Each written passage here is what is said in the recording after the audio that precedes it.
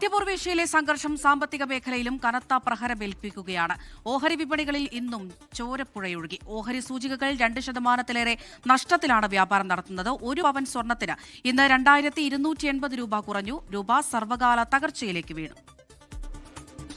യുദ്ധം എന്ന് തീരുമെന്ന് അറിയില്ല. ഹോർമുസ് കടലിടുക്ക് വഴിയുള്ള ചരക്ക് നീക്കം തടഞ്ഞതോടെ ക്രൂഡ് ഓയിൽ വിലയും കൂടുന്നു. 2024 ശേഷമുള്ള ഏറ്റവും കൂടിയ വിലയിൽ എത്തി നിൽക്കുകയാണ്.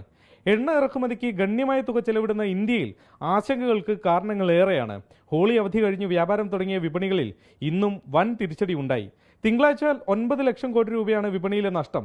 ഇന്നും ഇതേ തോതിൽ തിരിച്ചടി ഉണ്ടാകുമെന്നാണ് നിഗമനം. IT ഒഴികെയുള്ള സെക്ടറുകളെല്ലാം നഷ്ടത്തിലാണ്. മറ്റ് ഏഷ്യൻ വിപണികളും നഷ്ടത്തിലാണ്. യുദ്ധ സാഹചര്യത്തോട് വിപരീതമായാണ് സ്വർണ്ണവില പ്രതികരിക്കുന്നത്. ഡോളർ ശക്തിയാർജിച്ചതോടെ സ്വർണ്ണവില കുറഞ്ഞു. ഗ്രാമിന് ഇന്ന് 285 രൂപയാണ് കുറഞ്ഞത്. ഇതോടെ പവന് വില 1,20,640 രൂപയിലേക്കെത്തി.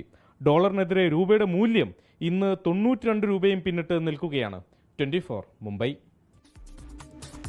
ലോകത്തെവിടെയായാലും ഏത് സമയത്തും 24 വാർത്തകളും ഓഗ്മെന്റഡ് റിയാലിറ്റി പാക്കേജുകളും എക്സ്പ്ലെയിനറുകളും വിശദമായി കാണാൻ ഞങ്ങളുടെ യൂട്യൂബ് ചാനൽ നിങ്ങൾക്ക് സബ്സ്ക്രൈബ് ചെയ്യാം.